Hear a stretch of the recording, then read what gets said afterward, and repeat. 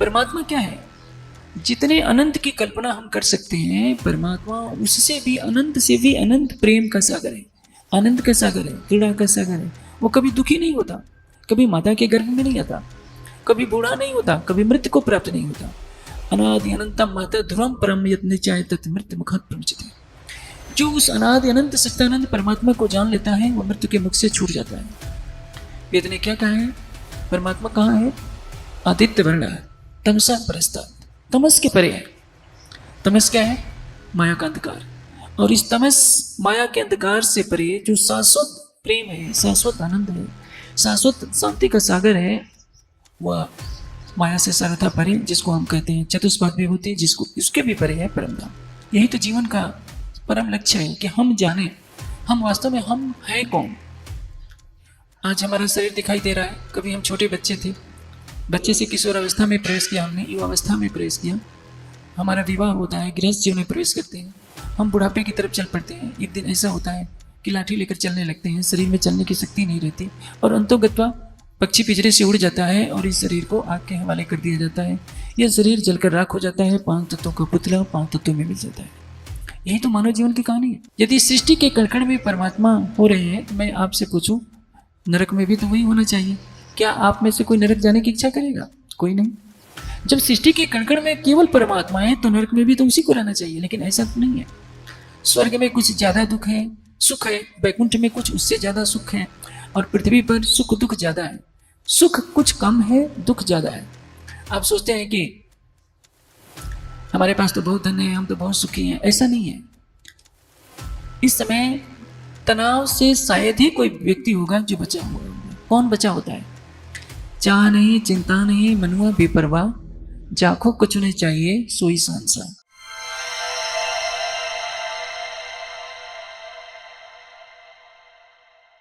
प्राणधार सुंदर साचे और धन प्रेमी सज्जनों, जब मनुष्य अपनी आंखें खोलता है तो इसे बाह्य जगत का रूप दिखाई पड़ता है।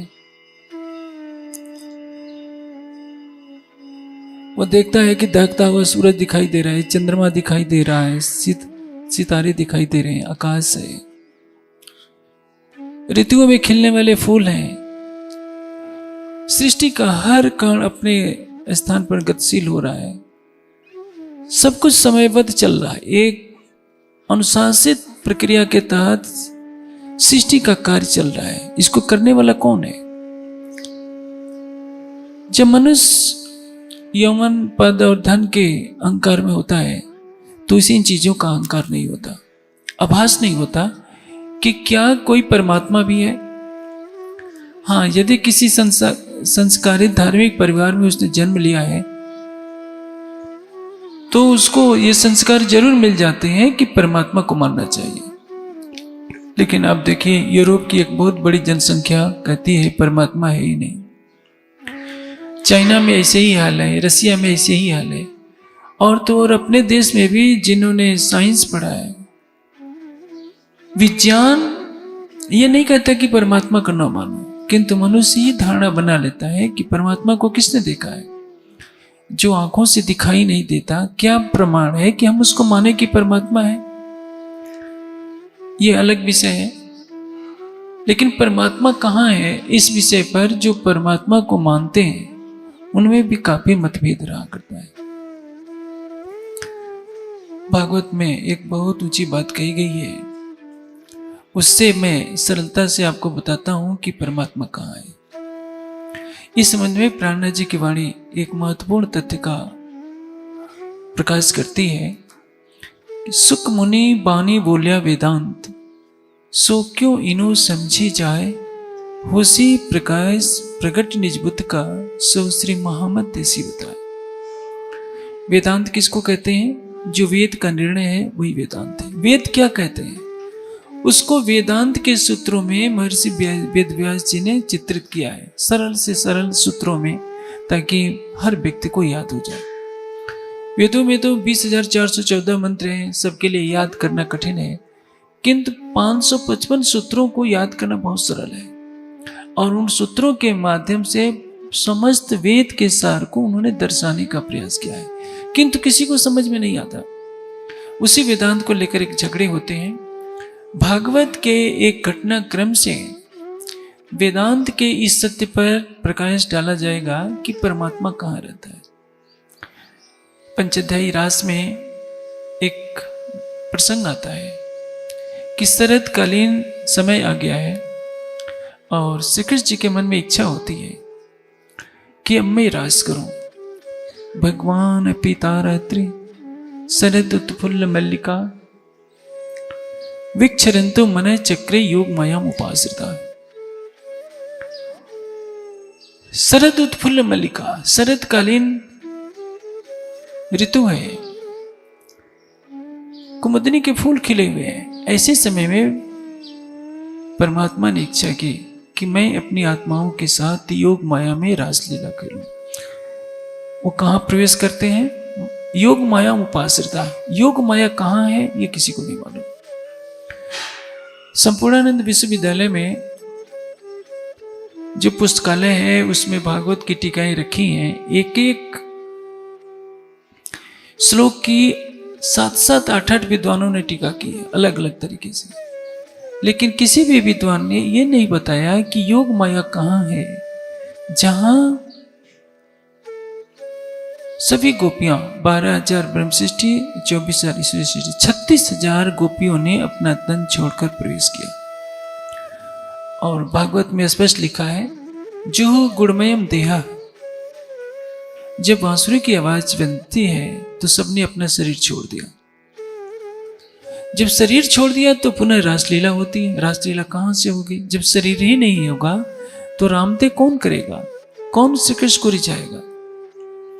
ये बात भागवतकार तक को पता नहीं है। जो भागवत के मनोरंजक कथाओं का वर्णन करते हैं उनको भी ये पता नहीं है कि वह योग माया क्या है। भागवतकार ने तो स्पष्ट कर दिया कि योग माया उपाश्रिता, योग माया के ब्रह्मांड में प्रवेश किया। दूसरी जगह कहा जा रहा है कि उन्होंने अपने पंचभौतिक शरीर का त्याग कर दिया, क्योंकि बांसुरी की मधुर ध्वनि ने उनको विवश कर दिया कि उस शरीर को छोड़े और जहां उनका प्रीतम बांसुरी बजा रहे वहां चले। आगे के श्लोक में क्या कहा गया है? दृष्ट्वा कुमुद वनंतम अखंड मंडलम रमाननाभम वनम तत् कोमल गोभिरंजितम जगौ कलम वाम दृशा मनोहरम। उस समय का क्या है? अखंड मंडलम रमाननाभम, केसर के समान शोभायमान पूर्णमासी का चंद्रमा खिला हुआ है। और कैसा है? अखंड मंडलम, पूर्णमासी का चंद्रमा है अखंड मंडल का। इस अखंड मंडल से किसी ने यह नहीं समझा कि हम कहां, ये बात कहां की हो रही है। जो इस संसार में कुछ भी दिखाई दे रहा है, ये सूरज भी एक दिन काल के गाल में समा जाएगा, चंद्रमा भी समा जाएगा, ये धरती कुछ नहीं रहेगा। इस सूर्य में जो अरबों वर्ष पुराना है, इसमें बड़े बड़े गड्ढे पड़ गए हैं और ये सूर्य एक दिन धीरे धीरे ठंडा होकर के समाप्त हो जाएगा। आप सोचेंगे कि कैसे संभव है? सृष्टि का सिद्धांत है, कितनी भी दहकती हुई ज्वाला है वो एक दिन ठंडा होती ही है। पृथ्वी भी कभी दहकती हुई आग का गोला थी, आज देखिए इस पर बर्फ जमी रहती है। सूर्य पर भी बर्फ जम जाएगी। बर्फ जमे या न जमे, एक दिन ब्लैक होल में ये सूर्य भी समाप्त हो जाएगा। लेकिन जिस पूर्णमासी के चंद्रमा का भागवतकार ने वर्णन किया वो क्या है? अखंड मंडलम रमाननाभम। उस चंद्रमा कितना सुंदर था, जैसे केसर का मुख हो, ऐसा लगता है कि लक्ष्मी का ही मुख दिख रहा हो। ऐसा योग माया का ब्रह्मांड का वो चंद्रमा था। पहले कह दिया योग माया में प्रवेश किया। योग माया में अखंड मंडल वाला चंद्रमा था। योग माया की विशेषता क्या है? अखंड है वहां की भूमिका। यहां संसार की हर वस्तु नश्वर है। सामान्य सी बात है, हम जिस ब्रह्मांड में रह रहे हैं वह ब्रह्मांड तो त्रिगुणात्मक है, पंचभूतात्मक है। एक ऐसा भी समय था तो जब सृष्टि नहीं पैदा हुई थी। प्रश्न यह है कि सृष्टि में जो 14 लोग दिखाई दे रहे हैं, पैताल से लेकर बैकुंठ तक, ये भी नहीं थे। कैलाश नहीं था, अयोध्या नहीं थी, कुछ नहीं था। तब क्या था? न व्यक्त था न अव्यक्त था, न कार्य प्रकृति थी न कारण प्रकृति का रूप किसी को देखने में आ रहा था। उस समय क्या था? तम आसीत तमसाम गूढ़ा मग्रे, केवल अंधकार था और यह जगत अपने कारण रूप में था जो मन वाणी से व्यक्त नहीं हो सकता। सामान्य व्यक्ति समझ ही नहीं सकता कि उसके बारे में हम क्या कहें। वेद कहते हैं कि न सत आसीत तदानी न असत आसीत, न रजो न व्योमा न परोयत। उस समय आकाश नहीं था, परमाणु नहीं थे, व्यक्त जगत नहीं था, अव्यक्त प्रकृति का भी अस्तित्व प्रतीत नहीं हो रहा था। ऐसे समय में ब्रह्म के संकल्प से परमाणुओं में क्षोभ होता है, ये सृष्टि का प्रादुर्भाव होता है। विज्ञान पढ़ने वाले जानते हैं कि आल्पीन की नोक के भी करोड़वें अंश से भी सूक्ष्म भाग से, जिसको बिग बैंग थ्योरी कहते हैं, विस्फोट होता है, ओम की ध्वनि होती है और सारे जगत का निर्माण हो जाता है। वायु तत्व का निर्माण होता है, गैसों का निर्माण होता है, बादल बनने लगते हैं, फिर धीरे धीरे पृथ्वी तत्व का प्रकटन हो जाता है, सृष्टि दिखाई देने लगती है। लेकिन पहले तो कुछ नहीं था। जब सब कुछ प्रलय हो जाएगा तो भी कुछ नहीं बचेगा। कौन चला रहा है इस सृष्टि को?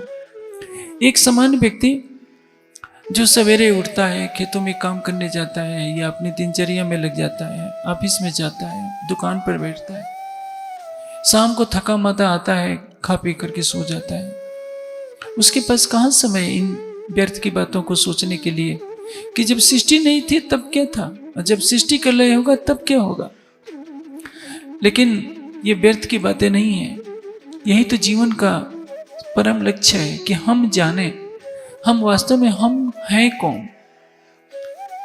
आज हमारा शरीर दिखाई दे रहा है, कभी हम छोटे बच्चे थे, बच्चे से किशोर अवस्था में प्रवेश किया, हमने युवा अवस्था में प्रवेश किया, हमारा विवाह होता है, गृहस्थ जीवन में प्रवेश करते हैं, हम बुढ़ापे की तरफ चल पड़ते हैं। एक दिन ऐसा होता है कि लाठी लेकर चलने लगते हैं, शरीर में चलने की शक्ति नहीं रहती और अंतोगत्वा पक्षी पिंजरे से उड़ जाता है और इस शरीर को आग के हवाले कर दिया जाता है। यह शरीर जलकर राख हो जाता है, 5 तत्वों का पुतला 5 तत्वों में मिल जाता है। यही तो मानव जीवन की कहानी है। लेकिन उसमें बैठी हुई चेतना जब तक यह न जाने मैं कौन हूं, आया कहां से हूं, इस सृष्टि को बनाया किसने है, सृष्टि को बनाने वाला कहां है। यदि इस सृष्टि के कण-कण में वही परमात्मा रम रहा है तो सृष्टि में इतना दुख क्यों है। इस संसार में काम, क्रोध, मद, लोभ, अहंकार की अग्नि जल रही है। आग में लोहे को डाल दीजिए तो लोहा भी आग के समान दहकने लगता है। सृष्टि के कण-कण में यदि परमात्मा है तो सृष्टि के कण-कण में प्रेम क्यों नहीं, आनंद नहीं, क्यों नहीं है, शांति क्यों नहीं है। मैंने अभी आपको भागवत की बात सुनाई थी कि जो महारास की लीला हुई थी। रास किसको कहते हैं? उपनिषदों में कहा गया है कि रसो वैसा है, परमात्मा रस की राशि है, रस का अनंत भंडार है। किंतु वह रसरूप सागर जब उमड़ने लगता है, अपनी लहरों के साथ क्रीड़ा करते हैं, तो उसको क्या कहते हैं? रास। रास का अर्थ ये नहीं समझना चाहिए केवल नाचना कूदना, तो ये केवल हमारी समझने के लिए। एक छोटे बच्चे को देखिए, जब उसको मनपसंद चीज मिल जाती है, इच्छा से भी अच्छी चीज मिल जाती है, तो वो अपनी खुशियों को रोक नहीं पाता, वो मचकने लगता है। वो किसी संगीत विद्यालय में जाकर नृत्य कला की शिक्षा नहीं सीखा होता, उसके हृदय से आनंद फूटता है जो नृत्य में परिणित होता है। ये तो एक बच्चे का नृत्य है। परमात्मा क्या है? जितने अनंत की कल्पना हम कर सकते हैं, परमात्मा उससे भी अनंत से भी अनंत प्रेम का सागर है, आनंद का सागर है, क्रीड़ा का सागर है। वो कभी दुखी नहीं होता, कभी माता के गर्भ में नहीं आता, कभी बूढ़ा नहीं होता, कभी मृत्यु को प्राप्त नहीं होता। अनादि अनंतम माता ध्रुवम परम यत् निचाय तत् मृत्यु मुखात् प्रमुच्यते। जो उस अनादि अनंत सच्चिदानंद परमात्मा को जान लेता है, वो मृत्यु के मुख से छूट जाता है। वेद ने क्या कहा है? परमात्मा कहाँ है?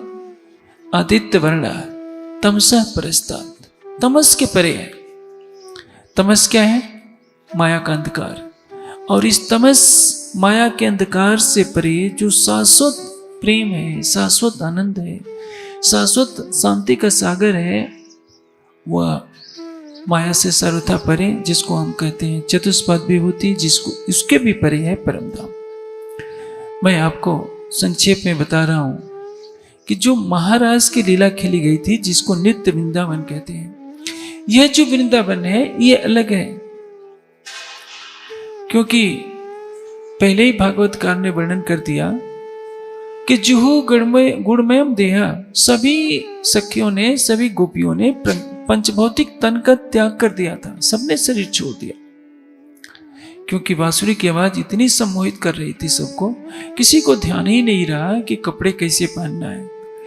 सबने विरह में अपना शरीर छोड़ा था। 11 वर्ष 52 दिन तक की लीला के पश्चात ये विचित्र लीला होती है।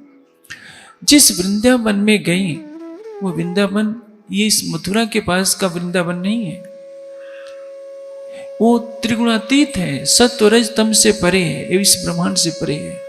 घर थे तीत ब्रह्मांड थे अलगो, ते तारतम्य की दो निर्धार। तारतम्य ज्ञान से पता चलता है कि घर इस परम धाम से भी अलग और इस मायावी संसार से भी अलग। उस नित्य वृंदावन के एक एक पत्ते में करोड़ों सूर्यों का प्रकाश है।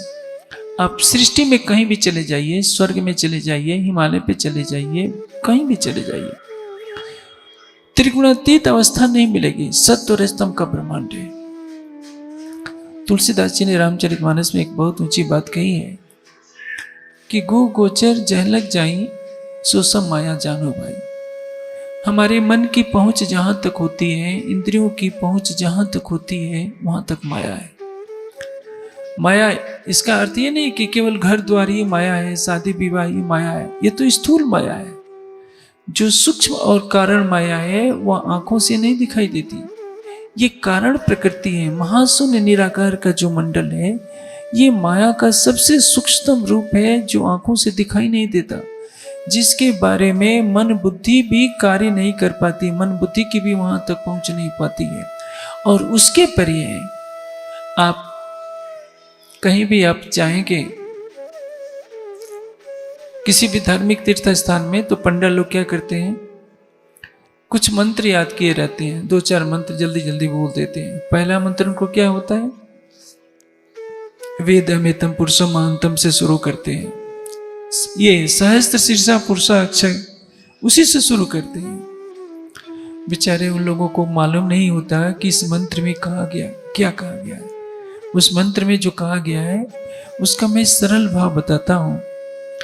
जिसके अनंत सिर हैं, सहस्त्र शीर्षा पुरुषा, जिसके अनंत नेत्र हैं, जिसके अनंत पैर हैं, जिसके अनंत हाथ हैं, स भूमि में सर्वतः स्मृत्वा तिष्ठत् दशांगुलम, वो इस ब्रह्मांड से भी परे है। इस ब्रह्मांड से परे कहकर वेद रुक जाते हैं। पुनः बाद में कहते हैं कि वह चतुष्पाद विभूति में है।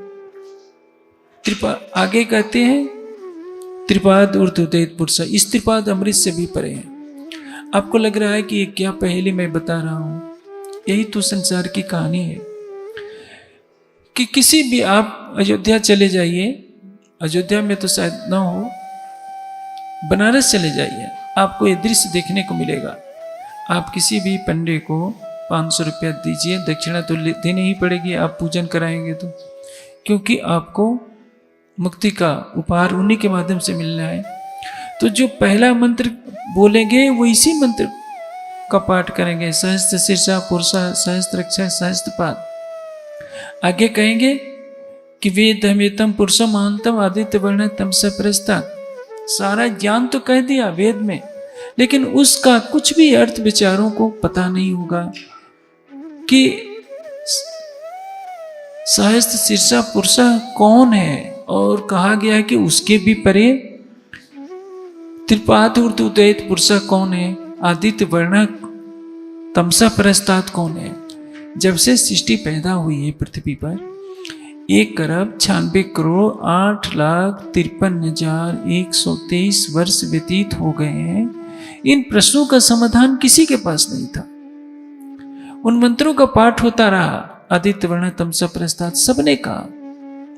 प्रतिदिन के व्यवहार में न जाने दर्जनों बार बेचारे वो लोग कहते हैं। हर वेद पाठी भी पाठ करता है, लेकिन रहस्य तो तब मालूम होगा जब आत्मिक दृष्टि खुले। इसलिए भागवतकार ने एक बहुत सरल तरीके से बताया कि महाराज की लीला कहां होती है? इस ब्रह्मांड से परे। आप देखिए, आपको एक तर्क से बताता हूं। सूर्य में प्रकाश है, क्या सूर्य में अंधेरा आप बता सकते हैं कि सूर्य में अंधेरा हमने देखा है? जब रात्रि का समय होता है तो सूर्य दिखाई नहीं देता। अब जब सूर्य दिखाई देता है तो रात्रि का अंधकार नहीं होता। क्या रात के कण में सूर्य व्यापक हो सकता है? कभी नहीं। संसार का ब्रह्म ज्ञान कुछ विचित्र है। संसार क्या कहता है कि रात के कण में सूरज छिपा हुआ है, अर्थात संसार के कण में परमात्मा बैठा हुआ है। जहां सूर्य का अखंड प्रकाश होगा वहां माया का अंधकार नहीं होगा, और माया के अंधकार के कण में सूर्य का विद्यमान नहीं हो सकता। सूर्य में तो जो भी होगा सूर्य का स्वरूप होगा, एक सामान्य सी बात है। सूर्य में ये पृथ्वी भी चली जाए तो पृथ्वी भी सूर्य का स्वरूप बन जाएगी। आग के अंदर लोहा रहे, आग के अंदर कभी बर्फ नहीं हो सकती, क्योंकि बर्फ का गुण अलग है, अग्नि का गुण अलग है। अग्नि में लोहा डाल दीजिए, तांबा डाल दीजिए, कोई भी धातु रहेगी अग्नि के समान ही हो जाएगी। इसलिए जो ब्रह्म अनंत प्रेम का सागर है, अनंत आनंद का सागर है, अनंत शांति का सागर है, वो इस सत्व रजतम के संसार में नहीं होता। सत्व रजतम के संसार में उसकी सत्ता होती है। महाराज की लीला क्या कहां होती है? जहां अखंड ब्रह्म अपनी अखंड प्रकृति के साथ लीला कर रहा है। देखिए, प्रकृति का अर्थ क्या होता है? स्वभाव, गुण है। शक्कर है तो शक्कर के साथ मिठास का होना आवश्यक है, नमक के साथ खरापन का होना आवश्यक है। चंद्रमा में चांदनी है, चंद्रमा में शीतलता है, सूर्य में प्रकाश है, तो चांदनी और चंद्रमा एक साथ रहेंगे, अलग नहीं किया जा सकता। सूर्य और उसके प्रकाश को कभी अलग नहीं किया जा सकता। उसी तरह से जहां अखंड ब्रह्म अपनी अखंड माया के साथ लीला कर रहा है, उसको क्या कहते हैं? योग माया का ब्रह्मांड। परमात्मा श्री कृष्ण अपनी आत्माओं को लेकर कहां गए? योग मायाम उपाश्रिता, उस योग माया के ब्रह्मांड में गए, जहां माया का सूरज नहीं है, माया का चंद्रमा नहीं है, बल्कि एक एक कण में करोड़ों सूर्यों का प्रकाश है। वहां चंद्रमा नहीं, विद्युत नहीं, अग्नि नहीं। क्या कहा है गीता में कि न तत्र भाष्य सूर्यो न सशंको न पावका। जहां सूर्य नहीं चमकता, चंद्रमा नहीं, विद्युत नहीं, अग्नि नहीं, यद गत्वा न निवर्तन्तो, जहां जाने के बाद पुनः लौटता कोई नहीं है, तद्धाम परमम, मेरा वह परम धाम है। यहां बात किसकी की गई है? उसी योग माया के ब्रह्मांड की बात की गई है, जहां के कण में करोड़ों सूर्यों का प्रकाश है। कण चेतन है, कण प्रकाशमयी है, कण आनंदमयी है। वह अद्वैत की भूमिका है। और अद्वैत से भी परे क्या है? स्वलीला अद्वैत। हम काल माया के ब्रह्मांड में रह रहे हैं, इसको क्या कहते हैं? द्वैत की भूमिका है। यहाँ जीव है और माया है, और परमात्मा किस रूप में है? परमात्मा का प्रकाश है, उसकी सत्ता का प्रकाश है। उसके संकल्प मात्र से परमाणुओं में कंपन होता है, सृष्टि की रचना होती है। और इसमें क्या है? सुख और दुख है, जन्म है, मरण है, राग है, द्वेष है। एक तरफ हम भक्ति करते हैं, परमात्मा का ध्यान करते हैं, तो हमारे मन में पवित्रता होती है। कुछ समय के बाद वो पवित्रता समाप्त हो जाती है, काम क्रोध मद लोभ की अग्नि पुनः सताने लगती है। इस मायावी जगत में उजाला भी होता है, अंधकार भी होता है, पाप भी होता है, पुण्य भी होता है, शुभ अशुभ दोनों कर्म होते हैं। मनुष्य अपने शुभ कर्मों के फलस्वरूप सुख भोगता है, और बुरे कर्मों के फलस्वरूप दुख भोगता है। आप देखिए, यदि सृष्टि के कण में परमात्मा हो रहे हैं, तो मैं आपसे पूछूं, नरक में भी तो वही होना चाहिए। क्या आप में से कोई नरक जाने की इच्छा करेगा? कोई नहीं। जब सृष्टि के कण में केवल परमात्मा है, तो नरक में भी तो उसी को रहना चाहिए, लेकिन ऐसा नहीं है। स्वर्ग में कुछ ज्यादा दुख है, सुख है, वैकुंठ में कुछ उससे ज्यादा सुख है, और पृथ्वी पर सुख दुख ज्यादा है। सुख कुछ कम है, दुख ज्यादा है। आप सोचते हैं कि हमारे पास तो बहुत धन है, हम तो बहुत सुखी हैं, ऐसा नहीं है। इस समय तनाव से शायद ही कोई व्यक्ति होगा जो बचा हुआ होगा। कौन बचा होता है? चाह नहीं, चिंता नहीं, मनुआ बेपरवाह, जाखो कुछ नहीं चाहिए सोई सांसा। लेकिन क्या कोई ऐसा है? लखपति करोड़पति बनना चाहता है, करोड़पति अरबपति बनना चाहता है, अरबपति खरबपति बनना चाहता है। किसी को शांति नहीं है, किसी को संतोष नहीं है। उपनिषदों ने क्या कहा?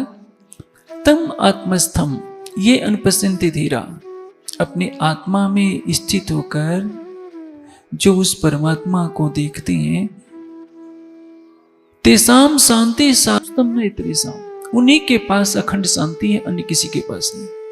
इस संसार में अखंड शांति नहीं है, इस संसार में अखंड प्रेम नहीं है, इस संसार में अखंड आनंद नहीं है। एक आभा है, एक प्रतिबिंब रूप में है। लेकिन संसार के लोग जब तक उनको तत्व ज्ञान का पता नहीं होता, सोचता है कि यह संसार ही तो सब कुछ है। संसार में क्या होता है? यौवन आता है थोड़े समय के लिए, किशोरावस्था का सौंदर्य होता है थोड़े समय के लिए, बाद में क्या होता है? बुढ़ापा अवश्य आना है, रोग अवश्य होने हैं, मृत्यु अवश्य होनी है। बड़े से बड़े सोने का महल देखिए, उसमें भी मातम तो होता है, उसमें भी मनुष्य मरता है, दाह संस्कार होते हैं, लोग छाती पीट पीट कर रोते हैं। लेकिन जो परमात्मा है, वह परमात्मा जो अनंत प्रेम और आनंद का सागर है, ज्ञान का सागर है, उस सच्चिदानंद परमात्मा की प्राप्ति होने के बाद तो वैसे ही होना चाहिए। लेकिन जहां उसका धाम है, जैसे सूर्य में चले जाइए, मैंने अभी आपको कहा, तो सूर्य ही सूर्य होगा और कुछ नहीं होगा। इसी तरह से इस ब्रह्मांड में काल की सत्ता है, और जहां काल की सत्ता है वहां परमात्मा का स्वरूप नहीं होता है। काल अवध कबु ब्रह्म भवन में तुम क्यों न विचारो सोई, अखंड साई जो यामी होता तो भंग ब्रह्मांड को न हुई। आप एक मोटी बात समझिए, कहा जाता है कि मृत्यु से हमें परे कौन छुड़ाएगा? परमात्मा। जहां कण में परमात्मा रम रहा है, वहां तो मृत्यु होनी ही नहीं चाहिए, काल होना ही नहीं चाहिए, दुख होना ही नहीं चाहिए। यदि परमात्मा के धाम में ही दुख हो रहा है तो परमात्मा का धाम नहीं हुआ। जहां परमात्मा का धाम है, अखंड आनंद होना चाहिए, अखंड प्रेम होना चाहिए, अखंड शांति होनी चाहिए, लेकिन ऐसा नहीं होता। मैंने भागवत के उदाहरण से आपको बताने का प्रयास किया कि जो महारास हुई थी इस संसार से परे, जहां 14 लोगों के ब्रह्मांडों का अस्तित्व नहीं है, अहंकार नहीं है, कारण प्रकृति नहीं है, निराकार का मंडल नहीं है, उस बेहद की भूमिका में हुआ। और उससे भी परे परमात्मा के लिए वेद ने एक बहुत ऊंची बात कही है कि वो त्रिपाद ऊर्ध्वदैत पुरुष है, इसके भी परे है स्वलीला अद्वैत परम धाम, जिसके लिए हमारे ऋषि मुनियों ने प्रार्थना की है क्या? कि हे परमात्मा, हमें वहां ले चल जहां केवल सत्य ही सत्य हो। अस्तो मां सदगमय। सत्य किसको कहते हैं? जिसका स्वरूप हमेशा एक समान रहे। अब ये सूरज क्या है? सत्य है, सूरज नष्ट हो जाएगा। ये धरती, ये भी काल के काल में समा जाएगी। हमारा जो शरीर पैदा हुआ है, ये भी नश्वर है। इसलिए परमात्मा जहां है, ऋषियों ने प्रार्थना क्या की? अस्तो मां सदगमय, तमसो मां ज्योतिर्गमय। अज्ञानता के अंधकार से हे परमात्मा मुझे शाश्वत प्रकाश की तरफ ले चल। मृत्योर्मां अमृतम गमय, मृत्यु से अमृत की तरफ ले चलो। और इस जगत में आप सोचेंगे कि दुख क्यों हो रहा है, इसका कारण मैं आपको बताता हूं। आप यहाँ के किसी कुंभकार से कहिए कि भाई हमें मुझे बहुत अच्छे कुछ बर्तन बना कर दे दो, बेचारा कैसे बनाएगा?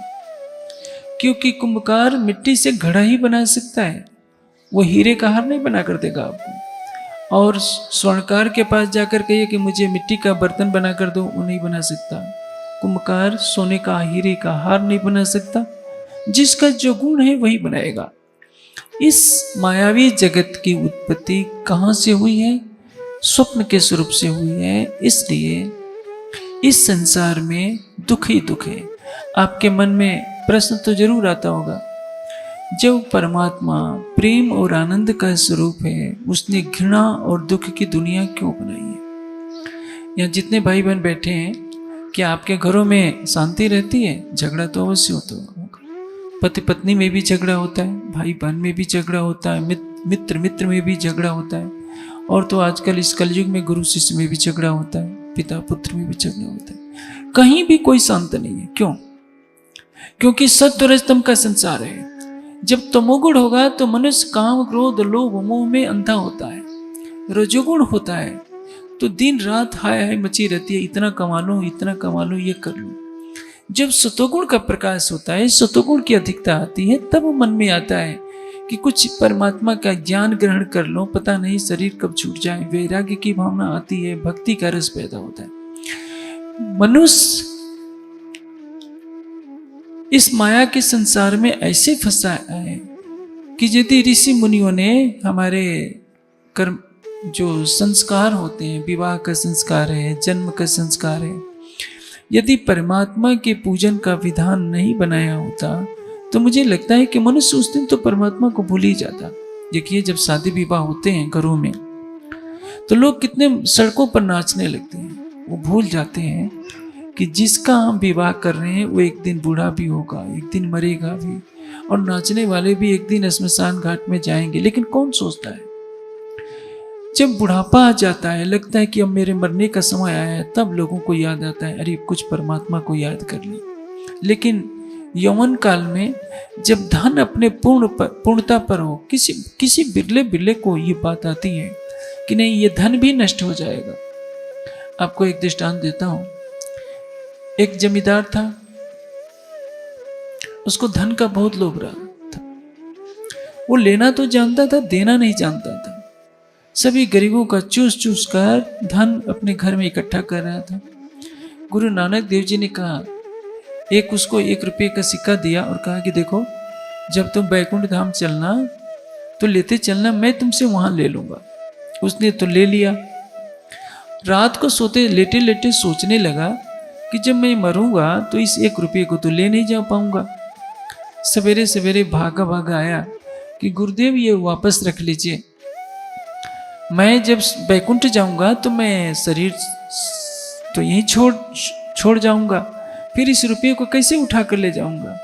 नानक देव जी ने कहा, जब तुम 1 रुपया उठाकर नहीं ले जा सकते तो गरीबों का खून चूस चूस कर इतना घर क्यों भर रहे हो?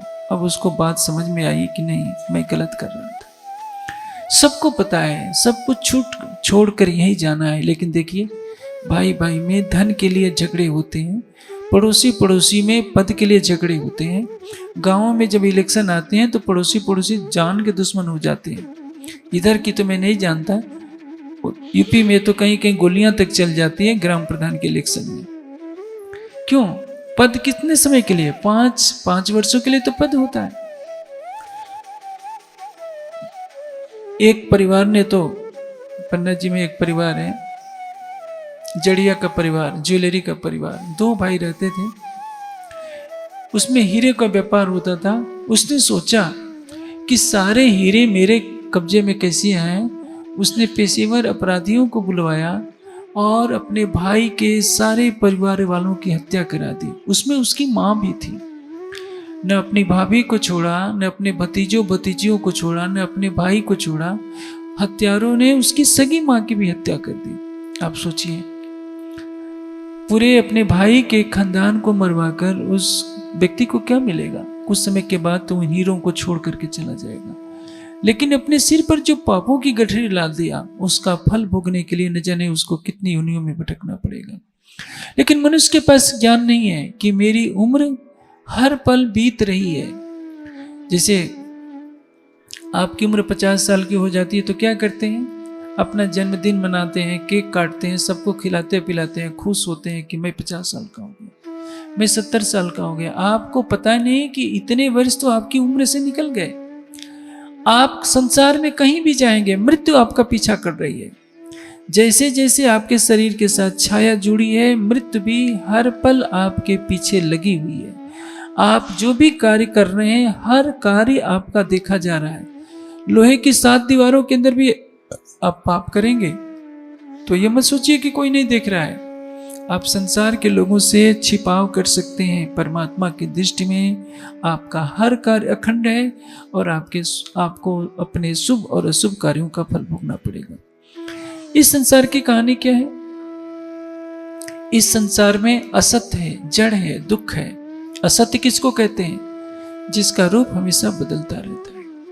ये सूरज भी जड़ है, चंद्रमा भी जड़ है, स्वर्ग भी जड़ है, पृथ्वी भी जड़ है। सत्य और रजतम का ब्रह्मांड है। जितने सूक्ष्म लोक होते हैं वो क्या होते हैं? उसमें कुछ प्रकाश अधिक होता है। जैसे ये पृथ्वी स्थूल लोक है, स्वर्ग लोक सूक्ष्म लोक है, महर लोक, जन लोक, तप लोक, सत्य लोक जिसको वैकुंठ कहते हैं वो सूक्ष्म लोक है, किंतु सभी प्रकृति के अंदर है। उनमें प्रकाश होता है, वहाँ बुढ़ापा नहीं होता, सुख मिलता है। तो बड़े बड़े ऋषि मुनियों को, योगी यतियों को वो स्थान प्राप्त हो जाते हैं। लेकिन मुक्ति किसको कहते हैं? जहां से आना जाना न हो, जहां कण कण में परमात्मा का अनुभव हो, कण कण में प्रेम हो, कण कण में अनंत हो। वेद ने क्या कहा? यत्र ज्योति अजस्रम, जहां अनंत प्रकाश हो। यत्र ज्योति अजस्रम यस्मिन् लोके स्वहितम, जहां आनंद ही आनंद हो, जहां अनंत प्रकाश हो। हे परमात्मा, तस्मिन् माधे पावन अमृते लोके, मुझे उस पवित्र अमृतमय धाम में ले चल। अभी मैंने आपको कहा अस्तो मां सद्गमय तमसो मां ज्योतिर्गमय। किस लिए? सबने यही कामना की है कि हे परमात्मा, इस झूठे जगत से हमें ले चल। यहां तो मृत्यु का बखेड़ा है। अभी कोरोना का समय गया, आप देखिए चारों तरफ लाशों का दाह संस्कार करना कितना कठिन हो गया था। परम धाम में कोई मरता नहीं है, परम धाम में कोई बूढ़ा नहीं होता। हम जन्मे हैं तो मरेंगे, जातस्य ही ध्रुव मृत्यु। जो जन्मा है वो मरेगा, जो जवान है वो बूढ़ा होगा, जो बूढ़ा होगा पुनः जन्मेगा। जो आज सुखी है वो दुखी होगा, जो दुखी है वो सुखी होगा। कर्म फल के अनुसार सबको सुख और दुख का भोग करना पड़ता है। जो आज कंगाल है अपने शुभ कर्मों से धनवान भी हो सकता है, और जो धनवान है यदि उनके कर्मों में शुभ का अस्तित्व कम हो जाएगा तो कंगाल भी हो सकते हैं। क्योंकि पागल गाय की तरह लक्ष्मी कभी स्थिर नहीं रहा करती, हमेशा सृष्टि में परिवर्तन होता रहा है, होता रहेगा।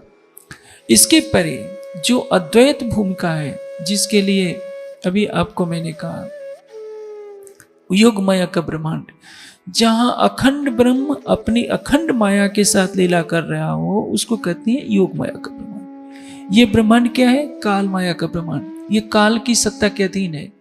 मैंने आपको बताया ये ब्रह्मांड पूरा लय हो जाएगा। सत्य रजतम की ये भूमिका में जवान बूढ़ा होगा, बूढ़ा मर जाएगा। आप पत्थरों का भवन बना लीजिए, 100-200 साल के बाद वो भी नष्ट हो जाएगा। जब सूरज नहीं रहेगा, धरती आकाश नहीं रहेंगे, तो आपका महल कहाँ से रहेगा, शरीर कहाँ से रहेगा? सृष्टि में ऐसा कोई भी पदार्थ नहीं है जो मृत्यु को प्राप्त न होता, नश्वरता को प्राप्त न हो, क्योंकि ये काल की शक्ति के अधीन है। कालमय की रचना कैसे होती है मैं आपको बताता हूँ। जैसे आप इस गांव में सो जाते हैं, सोते सोते आप दिल्ली पहुंच जाते हैं, मुंबई पहुंच जाते हैं। कैसे कैसे? निद्रा आती है तो सपना आता है। सपने में आप स्वयं को कहीं और पाते हैं। जब कोई व्यक्ति आपको ये उठा देगा तो क्या होगा?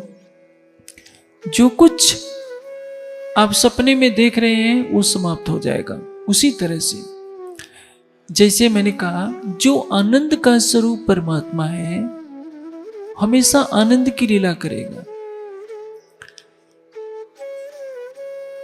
जो प्रेम का स्वरूप है केवल प्रेम की लीला करेगा। जो अखंड स्वरूप परमात्मा है अखंडता की लीला करेगा। उसका कुछ भी कार्य नष्ट होने वाला नहीं है। इसलिए जो परमात्मा सतचित आनंदमयी है वह क्या है? अक्षरातीत के सतंग का स्वरूप, जिसको कहते हैं अविनाशी ब्रह्म, और उसके मन को क्या कहते हैं? प्रणव, ओंकार। कबीर जी ने क्या कहा है? एक अंड ओंकार से सब जग भया पसार। वह प्रणव ओंकार जब इस मोह सागर में माया में प्रतिबिंबित होता है, जैसे कैसे? आप यहां सो रहे हैं, सोते सोते सपने में आप कहां चले जाएंगे? दिल्ली। दिल्ली में क्या गया? आपका मन प्रतिबिंबित हो गया, आपके मन ने आपके शरीर का रूप धारण किया, आपका सारा चाल चलन लेकर आपका मन वहां पर दिल्ली पहुंच जाता है। आपका किसी से झगड़ा होता है, आपको किसी ने चांटा मार दिया, तो आप घबरा करके पलंग से उठ जाते हैं। फिर आपको एहसास होता है कि अरे मैं तो सपने में दिल्ली चला गया था, वास्तव में नहीं था। जब तक सपने में चल रहे हैं तब तक आपका एक रूप दिल्ली में भी गया था। इस शरीर से आपका कुछ कम नहीं हुआ, बस लेकिन यह है कि यह शरीर स्वयं को भूल गया कि मैं यहाँ हूँ, वो दिल्ली में अपने को देख रहा होता है। उसी तरह से इस प्रकृति मंडल को क्या कहते हैं? नार। आपो नारा इत प्रोक्ता आपो वही नर सुनवा। मनुस्मृति में कहा है कि जब सृष्टि नहीं थी तब उस समय क्या था? आसीत इदम तमोभूतम अप्रजातम अलक्षणम अतर्क्यम अप्रमेयम प्रसुप्तम इव सर्वथा। जगत की उत्पत्ति से पहले इस कारण प्रकृति का स्वरूप क्या था? अतर्क्यम, किसी भी तर्क से नहीं जाना जा सकता कि सृष्टि से पहले कैसा था। किसी भी उपमा से नहीं जाना जा सकता।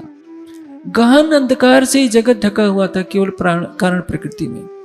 उसमें अक्षर ब्रह्म का मन प्रणव प्रवेश करता है और स्वयं को आदि नारायण के रूप में देखने लगता है। आपो नारा इत प्रोक्ता आपो वही सुनवा ताय दस अनमित नारायण इत स्मृता। संकल्प करता है सृष्टि बने, परिणाम क्या होता है?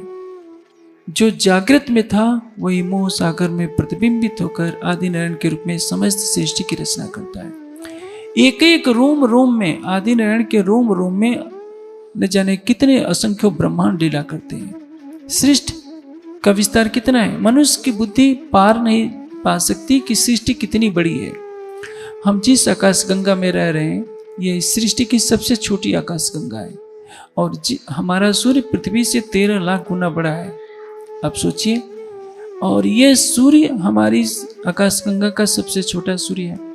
हमारी आकाश गंगा ब्रह्मांड की सबसे छोटी आकाश गंगा, इससे करोड़ों गुना आकाश बड़ी बड़ी आकाश गंगाएं हैं, करोड़ों की संख्या में। उनका विस्तार कितना है आज तक विज्ञान नहीं जान पाया। जितना कुछ है आज का विज्ञान केवल 18% को जानता है, 82% के बारे में कुछ नहीं जानता। जैसे समुद्र के अंदर असंख्य बुलबुले पैदा होते हैं और उसकी अथाह जलराशि में समा जाते हैं, वैसे ही इस अनंत सृष्टि के चारों ओर अनंत निराकार का पर्दा है, उसको कोई पार नहीं कर पाता। बड़े बड़े ऋषि मुनि योगी यति भी उसी निराकार में विलीन हो जाते हैं। असंख्यों लोग, जैसे हमारा सूर्य है पृथ्वी से 13 लाख गुना बड़ा है, लेकिन ब्लैक होल में ऐसे समा जाएगा कि पता नहीं था कि लगेगा कि ये सूर्य भी है था। हम तो एक छोटी सी दुनिया में रहते हैं, एक छोटी सी पृथ्वी है हमारी। इस पृथ्वी पर भारत जैसे कई बड़े बड़े देश हैं, कई गुना बड़े बड़े। हमारे से रसिया भी बड़ा है, चाइना भी बड़ा है, अमेरिका भी बड़ा है। इस भारत में एक छोटा सा हमारा गांव होता है या शहर होता है, उसमें एक हमारा परिवार होता है। हम कभी छत पर बैठकर रात्रि को देखने का प्रयास नहीं करते कि ये कितनी बड़ी सृष्टि है। गांव में क्या होता है, गांव का जो कोई चौधरी होता है उसके पास 20-25 लाख की संपत्ति होती है, 1 करोड़ की संपत्ति होता है, तो कैसे चलता है? सीना तान करके चलता है, सोचता है कि मेरे जैसा कोई नहीं। शहर में जो करोड़पति होता है वो सीना तान कर चलता है, जो किसी बड़ी सिटी में अरबपति होता है वो सीना तान कर चलता है। इन भोले भाले लोगों को कौन बताए कि सारी पृथ्वी का भी धन तुम्हारे पास आ जाएगा, तो ये कुछ भी नहीं है। उस सर्वशक्तिमान परमात्मा की ओर देखो, जिसके इशारे मात्र से इस पृथ्वी जैसी असंख्यों पृथ्वियां, करोड़ों ब्रह्मांड एक पल में पैदा होते हैं और पानी के बुलबुले की तरह समाप्त हो जाते हैं। जब हम उस सच्चिदानंद परमात्मा की तरफ, उसकी अनंत सृष्टि को देखते हैं, तब हमारा अहंकार समाप्त होता है। लेकिन कौन विचार करता है? संसार में आप देखिए, किसी का देह त्याग होता है, सारी जनता इकट्ठी होती है, श्मशान में जलाने जाते हैं, सब सोचते हैं कि आज ये इनका देह त्याग हो गया, चलो इनको जला आते हैं। उनको ये पता नहीं कि एक दिन तुम्हें भी जलाया जाएगा। दूसरे की शोक सभा में तो शामिल हुए हो, एक दिन ऐसा भी समय आएगा जब तुम्हारी भी शोक सभा मनाई जाएगी। लेकिन कोई कोई इस बारे में सोचता है, जैसे ही घर आते हैं सब भूल जाते हैं। क्योंकि ये संसार क्या है? भुलवनी का संसार है। हर कोई भूला हुआ है। किसमें? अज्ञानता में, निद्रा में। जैसे अभी प्रकाश है, दिन के उजाले में आप सभी एक दूसरे को देख रहे हैं, पहचान रहे हैं। लेकिन रात्रि का समय होता, लाइट बंद हो जाए तो आप अपने से 5 कदम की दूरी पर भी बैठे हुए व्यक्ति को देख नहीं पाएंगे। इस संसार में क्या है? आप अपने शरीर को ही तो देख रहे हैं कि मेरा ये नाम है, मेरा ये रूप रंग है, मैं बच्चा पुरुष हूँ या स्त्री हूँ, मेरा रूप रंग क्या है, मेरे पिता का नाम क्या है। ये किसकी पहचान है? शरीर की, आपकी आत्मा की पहचान नहीं है। आपको ये नहीं पता कि जब आपका जन्म नहीं हुआ था, माता के गर्भ में आप आए भी नहीं थे, आप कहाँ थे इसके पहले। और आप ये भी नहीं जानते हैं कि जब आपका शरीर छूटेगा तो आपको जाना कहाँ है। हमारा जीवन कितना दिखाई देता है? शरीर की उम्र को हमने अपना जीवन माना है, शरीर को ही हमने अपना स्वरूप माना है। हम अपनी आत्मा के बारे में नहीं जानते। जब ये जगत नहीं था कैसी स्थिति थी, कैसा वह परमात्मा है, इसके बारे में किसी को जानने की इच्छा नहीं होती। क्योंकि संसार निद्रा से पैदा हुआ है। नींद में जो कुछ दिखाई दे रहा है वही उसको अच्छा लगता है। वैसे तो ये गुजरात की धरती है जहाँ धर्म के प्रति रुचि है, लोगों में जिज्ञासा होती है, कथा चर्चा बैठ करके सुनते हैं। लेकिन संसार में बहुत से ऐसे स्थान हैं जहाँ आप किसी को यह बात बताइए तो क्या कहेगा? भाई कब पल्ला छूटेगा, हमें तो किसी पागल से पाला पड़ गया था, क्या क्या बोलते रहते हैं। आत्मा को जानो, परमात्मा को जानो, हमें क्या लेना देना। हमें तो यह सीखना है कि यावत जीवेत सुखम जीवेत। चारवाक ने क्या कहा है? जब तक जीवो सुख से जीवो, ऋणम कृत्वा घृतम पिबेत। ऋण लेकर भी घी खाओ, क्योंकि भस्मीभूत ऐसे देह से पुनः आगमनम भूता। जो शरीर नष्ट हो जाता है उसको अब पुनः मिलना संभव नहीं होता। मैं वही बात कर रहा था। इस संसार में दुख क्यों है? अज्ञानता क्यों है? क्योंकि ये अज्ञान से ही पैदा हुआ है, निद्रा में ही पैदा हुआ है। आप अभी बैठे हैं तो जागते में तो आप सपना नहीं देखेंगे। सपना कब देखेंगे? जब नींद आएगी तो सपना आएगा। नींद में आप अपने को भूले रहते हैं। इसलिए ब्रह्म का मन जब संकल्प करता है कि सृष्टि बने तो उसी संकल्प में उसका मन निद्रा अर्थात कारण प्रकृति में प्रवेश करता है और नारायण का रूप लेता है। उससे क्षर जगत की रचना होती है। गीता में 3 पुरुषों की विवेचना की गई है। क्षर सर्वाणि भूतानि कुटस्थो अक्षर उच्यते। प्रथम पुरुष क्या है? क्षर है। द्वितीय पुरुष क्या है? अक्षर है। और तृतीय पुरुष क्या है? उत्तम पुरुष अक्षरातीत है। परमात्मा किसको कहते हैं? उत्तम पुरुष तुन्य परमात्मा इति उदाहृत। जो उत्तम पुरुष है केवल वही परमात्मा है। और उसको क्या कहते हैं? उपनिषदों में क्या कहा गया है? अप्राणो अमनो शुभ्रो अक्षरात् परतः परे। अक्षर से भी परे जो उत्तम पुरुष अक्षरातीत है, केवल उसको जानने की जिज्ञासा करनी चाहिए। जो सपने में आया वो क्या है? क्षर, क्योंकि वो अक्षर का प्रतिबिंबित रूप है। जो जागृति में है लेकिन सत्ता की लीला कर रहा है, अनंत ब्रह्मांडों का सृजन कर रहा है, वो क्या हो गया? अक्षर। और अक्षर से भी परे कौन हो गया? उत्तम पुरुष अक्षरातीत। लेकिन एक बात ध्यान में रखने वाली है, जो कहते हैं कि सृष्टि के कण कण में ही तो परमात्मा है, वो एक उदाहरण 3 उदाहरण देते हैं। और ये उदाहरण सामान्य व्यक्तियों के उदाहरण नहीं है, वेदांत में भी दिए गए हैं, उपनिषदों में भी दिए गए हैं। किसी भी विद्वान से पूछेंगे तो क्या कहेगा कि परमात्मा तो इस सृष्टि के कण कण में समाया है, कण कण में उसकी सत्ता समाई है। जहाँ के कण कण में उसका स्वरूप है, अद्वैत भूमिका में है। अद्वैत और स्वलीला अद्वैत। स्वलीला अद्वैत का अर्थ क्या है? जहां परमात्मा ही सभी रूपों में लीला कर रहा हो, हर रूप में वही है। इसको क्या कहते हैं? सर्वम खलविदम ब्रह्म। और देखिए, जो अद्वैत भूमिका होती है उसके कण कण में अखंड ब्रह्म अपनी अखंड माया के साथ लीला कर रहा होता है। उसको कहेंगे योग माया का ब्रह्मांड।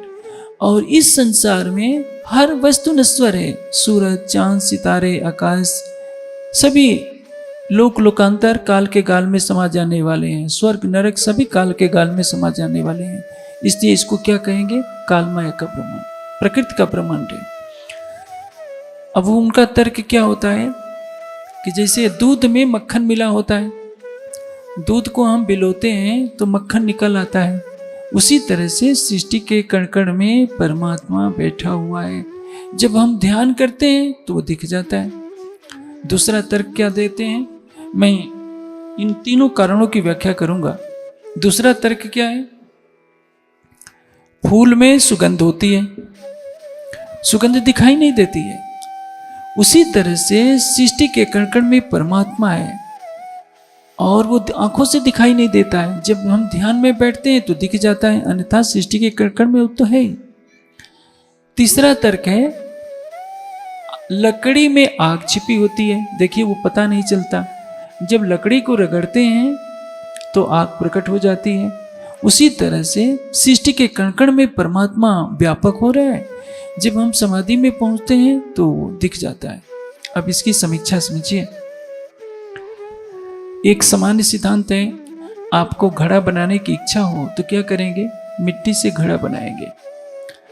मिट्टी क्या है? उपादान कारण, और बनाने वाले हैं आप, तो आप क्या कहलाएंगे? निमित्त कारण। शाश्वत सत्य है कि निमित्त कारण उपादान कारण के अंदर कभी भी व्यापक नहीं होता। जैसे अभी आपने कहा दूध में मक्खन है, दूध में तो मक्खन है, लेकिन दूध कहां से निकलता है? गाय के थन से।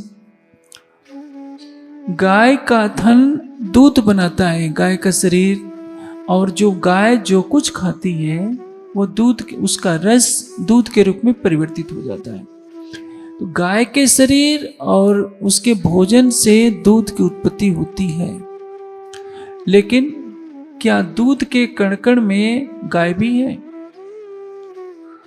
गाय का शरीर क्या हुआ और जो आहार खाती है वो क्या हो गया? उपादान कारण। गाय को शाम को प्याज खिला दीजिए तो उसके दूध से अगले दिन दुर्गंध आने लगेगी प्याज की।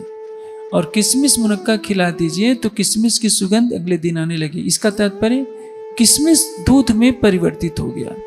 लेकिन दूध को आप मक्खन निकालने वाली मशीन में लगा दीजिए या दही जमाकर मक्खन निकालिए तो उसमें गाय थोड़ी दिखाई देगी। गाय की जो चेतना है, गाय जीवित गाय ही तो दूध दे सकती है, मरी हुई गाय दूध नहीं देगी। निमित्त कारण कौन है? गाय का जीव। उपादान कारण कौन है? गाय का शरीर या घास। दूध में घास की गुणवत्ता रहेगी। गिरी गाय का दूध अलग किस्म का होगा और जर्सी गाय का दूध अलग किस्म का होगा, वो उसके गुण पर निर्भर है। लेकिन गाय की जो चेतना है दूध के अंदर नहीं दिखाई देगी। उसी तरह से सृष्टि का रचने वाला परमात्मा सृष्टि के कण कण में व्यापक नहीं होता। सृष्टि के कण कण में उसकी सत्ता है। जैसे मैं घड़ी पहना हूं, अब बताइए घड़ी को बनाने वाला घड़ी के अंदर बैठा है क्या? घड़ी को देखकर उसकी कारीगरी का आभास होता है कि किसी बहुत समझदार ने ये घड़ी बना दी है। उसी तरह से मैं इस घड़ी को पिघला दूं कि घड़ी का कारीगर निकल आए तो घड़ी का कारीगर तो नहीं निकलेगा नहीं, क्योंकि वो इसमें नहीं बैठा है। उसकी कलाकृति है।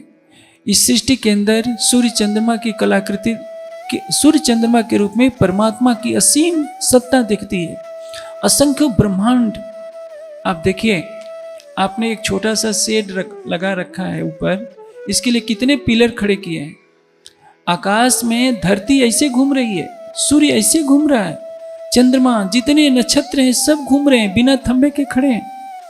बिना तेल और पेट्रोल के ही धरती भी घूम रही है। सृष्टि का एक एक कण, अणु, मोलेकुल्स, एटम सभी घूम रहे हैं। नाभिक के चारों इलेक्ट्रॉन प्रोटॉन घूम रहे हैं। 1000 किलोमीटर के वेग से नहीं, बहुत अधिक, लाखों किलोमीटर के वेग से एक एक अणु परमाणु की गति होती है। आप सोचिए, सारी सृष्टि में गति कौन देने वाला है? तो दूसरा जो उदाहरण होता है फूल में सुगंध का। फूल को किसने लगाया है? माली ने लगाया है। फूल में जो सुगंध है उस फूल का स्वाभाविक गुण है, उसमें छिपी रहती है सूक्ष्म रूप से। फूल भी जड़ है, उसकी सुगंधी भी जड़ है। जैसे अभी दूध की बात मैंने की थी, दूध भी जड़ है और दूध से निकलने वाला मक्खन भी जड़ है। दूध में तो मक्खन मिला ही रहता है, लेकिन दूध के अंदर गाय का जीव नहीं मिला रहता है। दूध को मथने से गाय नहीं निकल सकती। और फूल को लगाने वाला कौन है? निमित्त कारण माली है। आप फूल के सुगंध का आनंद तो ले सकते हैं, लेकिन फूल को आप कितना भी उसका अर्क निकालिए, उसको पीसिए, कहीं माली नहीं निकलेगा, क्योंकि निमित्त कारण उपादान कारण से हमेशा परे होता है। जो तीसरी चीज है लकड़ी में आग की। देखिए, नीम की लकड़ी को जलाएंगे तो कड़वाहट का अनुभव होगा, चंदन की लकड़ी को जलाएंगे तो सुगंध का अनुभव होगा। तो वेदांत के एक सूत्र में तर्क दिया गया है कि जैसे लकड़ी की दुर्गंध या सुगंध का अग्नि से कोई संबंध नहीं होता, उसी तरह से अग्नि जैसे लकड़ी में व्यापक है, परमात्मा भी सृष्टि के कण कण में व्यापक है। यह तर्क छोटा तर्क नहीं है, मैं आपको बताता हूं। लकड़ी में जो अग्नि है वो कारण रूप से व्यापक है। अग्नि क्या है? जड़ है और उपादान कारण है लकड़ी का। अग्नि से क्या प्रगटा? जल। जल से क्या बना? पृथ्वी। पृथ्वी से वनस्पतियां पैदा होती हैं। उन वनस्पतियों में अग्नि तत्व स्वाभाविक रहेगा। जैसे पृथ्वी तत्व पर, पृथ्वी तत्व के अंदर अग्नि भी है, जल भी है, वायु भी है, आकाश भी है। उसी तरह से प्रत्येक पेड़ पौधे में अग्नि तत्व रहेगा। वो अग्नि तत्व भी जड़ है, वो उसका कारण रूप उपादान कारण है। तो जब लकड़ी जलाई जाती है तो लकड़ी का उपादान कारण अग्नि प्रकट हो जाती है। इस तर्क को कभी भी ये नहीं घोषित किया जा सकता कि परमात्मा भी सृष्टि के कण में व्यापक है। कण में क्या है? परमात्मा की सत्ता है। जिस किसान ने लकड़ी को, किसी पेड़ को लगाया है, वह किसान लकड़ी को जलाने पर बाहर नहीं निकलता। संसार अजंता बस परमात्मा को कहां खोज रहे हैं? इस सृष्टि के कण में उस सच्चिदानंद परमात्मा को खोज रहा है। वेद ने क्या कहा? हे परमात्मा, शुक्रम ते अनत यजतम अहनिद्यो इवसी। हे परमात्मा, जो तेरा पूजनीय स्वरूप है वो अनंत सूर्यों से अधिक प्रकाशमान है। और तेरा रूप कैसा है? दिन के उजाले के समान प्रकाशमय। ये जगत कैसा है? अज्ञानता के अंधकार जैसा। आप जब हवाई जहाज में यात्रा करते हैं तो आप बताइए, ऊपर आकाश में जाने के बाद कैसा दिखाई देता है? हो सकता है जहाज से तो देखने पर पता चल जाता है कि सूरज उगा हुआ है, लेकिन यदि आप अंतरिक्ष यान में आगे जाएंगे तो हो सकता है आपको सूरज नहीं दिखाई दे या बहुत ज्यादा दिखाई दे, ये भी हो सकता है। सारी बात को छोड़िए, रात्रि के समय तो चारों तरफ अंधकार होता है। हमारा जो सूर्य है इसका प्रकाश तो पूरी आकाश गंगा में आज तक नहीं गया। सूर्य की ओट में आ जाने के कारण एक तरफ अंधेरा होता है, पृथ्वी के एक तरफ उजाला होता है। आप अंधेरी रात में सोचिए, यदि सूर्य नहीं होता तो सारे संसार में तो केवल अंधकार ही अंधकार है। समस्त सृष्टि में आज तक कभी प्रकाश नहीं गया, तो ये सूर्य कहां से पैदा हुआ है? अंधकार से। जब सृष्टि नहीं बनी थी तो वेद क्या कहते हैं कि न रात्रि आसित, उसमें न दिन था न रात्रि थी, परमाणु भी नहीं थे, कोई लोक नहीं था, ये सूर्य तो था ही नहीं। जब सूर्य ही नहीं था तो सृष्टि में सर्वत्र अंधकार ही अंधकार था। उसी अंधकार से तो ये दहकता हुआ सूरज बना है, आकाश गंगाएं बनी है, चंद्रमा बना है, पृथ्वी बनी है। हम जिस मायावी दुनिया में रह रहे हैं वह मायावी दुनिया असत, जड़ और दुख की है। यह क्षर पुरुष का लीला धाम है, जिसमें व्यक्ति पैदा होता है, मरता है, बुढ़ापे का सेवन करता है, सुख दुख का भोग करता है, कर्म फल के बंधन में रहता है। समस्त सृष्टि का संचालन करने वाला वही एक परमात्मा है, जिसको क्या कहते हैं? उत्तम पुरुष अक्षरति, जिसके लिए गीता में योगेश्वर श्री कृष्ण कहते हैं कि हे अर्जुन, दो इमो पुरुषो लोके क्षर अक्षर इव च क्षर सर्वाणि भूतानि कुटस्थ उच्चते। कुटस्थ किसको कहते हैं? आकाश में सूर्य चमक रहा है, उस सूर्य पर यहाँ से धूल फेंकेंगे, आपके धूल सूर्य पर नहीं जा पाएगी। यहाँ के कीचड़ जमा होगा, यहाँ का कीचड़ सूर्य में नहीं जाएगा। उसी तरह से जिसको अक्षर ब्रह्म कहते हैं, जिसको वेदांत में अविनाशी ब्रह्म कहते हैं, इस संसार के पाप पुण्य परमात्मा को नहीं लगते। इस संसार के सुख दुख से उसका कोई संबंध नहीं है। वो दुखी नहीं होता, मरता नहीं है, बूढ़ा नहीं होता है, इसलिए उसको कुटस्थ कहते हैं। परमात्मा की भक्ति करके मनुष्य दुखों से पार होना चाहता है, वह तृष्णाओं से बधा होता है। मनुष्य के दुख का कारण क्या है? तृष्णा। आप देखिए, एक जमाना था जब बिजली नहीं थी तो हाथ के पंखे से ही काम चल जाता था। अब बिजली आई, पंखे लगे, उससे संतोष नहीं हुआ, कूलर भी अब हल्का पड़ गया, अब एसी चाहिए। एसी में भी कोई बटन से चलने वाला नहीं, रिमोट से सब कुछ। टीवी भी चलाइए तो रिमोट चलाइए। मनुष्य क्या चाहता है? उसके सुखों की कोई सीमा नहीं है। जैसे जैसे सुख आते जाते हैं, क्योंकि उसके मन में सुख की कामना तो है, लेकिन वह सुख परमात्मा में नहीं खोजता, प्रकृति में खोजता है। आप सड़क पर चलिए कार से, आपके कार के एक फरलांग आगे पानी दिखता है, वो पानी नहीं होता, वो क्या होता है? उसको मृग तृष्णा का जल कहते हैं। आपकी कार जैसे ही वहां पानी के स्थान पर पहुंचेगी तो क्या दिखाई देगा? वही काली सड़क से दिखाई देती है, एक बूंद भी पानी नहीं होता। मृग तृष्णा का जल किसको कहते हैं?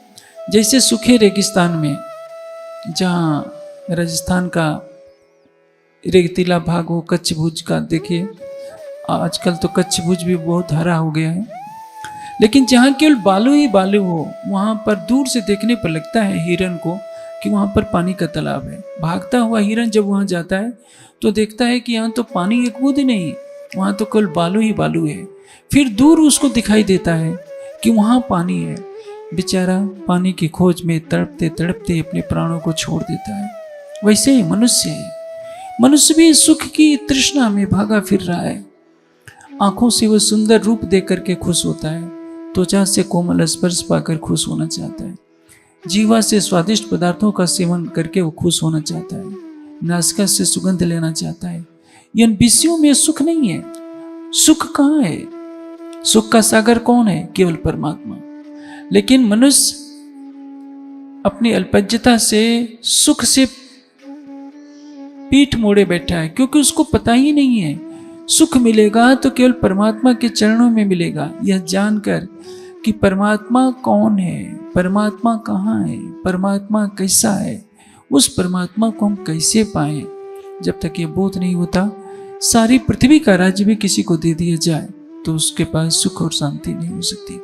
जब याज्ञवल्क्य ऋषि संन्यास लेने लगे तो उनकी 2 पत्नियां थीं। उन्होंने दोनों को बुलाया और कहा कि देव, मैं जब संन्यास लेने जा रहा हूं, आश्रम में जितनी भी संपदा है उसको तुम बांट लो। उस समय ऋषि मुनि आश्रमों में ही रहा करते थे, कुछ विरक्त होते थे, कुछ गृहस्थ भी होते थे। याज्ञवल्क्य महान विद्वान थे, महान योगी थे। उनकी एक पत्नी का नाम था मैत्रेयी। वो कहती है कि देव बताइए, आप हमको छोड़कर जा रहे हैं, इसका मतलब कि कुछ और भी इससे भी ज्यादा सुख होगा, तभी तो आप घर द्वार आश्रम सबको छोड़कर जा रहे हैं। उन्होंने कहा कि हाँ। कहा कि देखो मैत्रेयी, यदि सारी पृथ्वी को हीरे मोतियों से भरकर एक व्यक्ति को दे दिया जाए, तब भी उसको सुख शांति तब तक नहीं प्राप्त हो सकती है जब तक उसे परमात्मा का ज्ञान न हो जाए, साक्षात्कार न हो जाए। तो मैत्रेयी कहती है कि जब आप संन्यास लेकर उसी परमात्मा की भक्ति के लिए जा रहे हैं तो मुझको ये माया का धन क्यों दे रहे हैं? मुझे ये सब नहीं चाहिए। मुझे भी वह ज्ञान दीजिए जिसको पाने के लिए आप जा रहे हैं। तो कहने का आशय क्या है? समस्त सृष्टि का सुख नश्वर है। समस्त सृष्टि जो दिखाई दे रही है आज है, कल को नहीं रहेगी। लेकिन मनुष्य अपनी नादानी से सोचता है कि मैं कभी मरूंगा ही नहीं, जिस भवन को बनाया हूं कभी नष्ट ही नहीं होगा। भवन तो क्या, जिस संसार में पैदा हुआ है, यह संसार पहले नहीं था, कभी नहीं रहेगा। सूरज, चांद, सितारे सभी काल के गाल में समा जाने वाले हैं। इसलिए इससे परे उस सच्चिदानंद परमात्मा का स्वरूप क्या है, जो इस प्रकृति से सर्वथा परे है, उसका ज्ञान होना मानव जीवन की सर्वोपरि आवश्यकता है। न जाने कितने जन्मों से हमारा जीव इस संसार में भटक रहा है, हमें यह बोध नहीं हुआ कि हम कौन है वास्तव में। तृष्णाओं में बधा हुआ है जीव, कभी पशु पक्षी की योनि में जाता है, कभी कीट पतंगों की योनि में जाता है, कभी वृक्षों की योनि में जाता है। चेतना भाग रही है शाश्वत आनंद के लिए, शाश्वत प्रेम के लिए, शाश्वत शांति के लिए।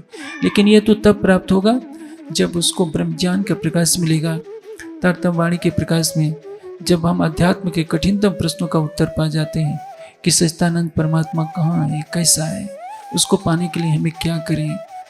आज का दिन तो अभी थोड़ा सा समय बचा है, शाम के दोपहर के समय का, उसमें आगे का प्रसंग बताने का प्रयास करूंगा कि परमात्मा को वास्तव में उसका स्वरूप क्या है और पाने के लिए क्या करना है। हम कहाँ भटके हैं, हम तो क्षर जगत के अंदर भटके हुए हैं। क्षर अक्षर से परे जो उत्तम पुरुष है, क्षर से परे अक्षर से पारा वायु पुरुष का करो विचारा। ये बात हमें ध्यान में रखनी होगी। जब क्षर अक्षर से परे उत्तम पुरुष अक्षरातीत का हमें ज्ञान हो जाएगा, उसके प्रेम में हम विचरण करेंगे, उसको अपने हृदय मंदिर में बसाएंगे, तो अनंत प्रेम, अनंत शांति, अनंत आनंद हमारी आत्मा के हृदय मंदिर में ही प्राप्त हो जाएगा और हमारी मानव जीवन का चरम लक्ष्य प्राप्त हो जाएगा, जिसके लिए यह मानव तन मिला है। प्रणाम।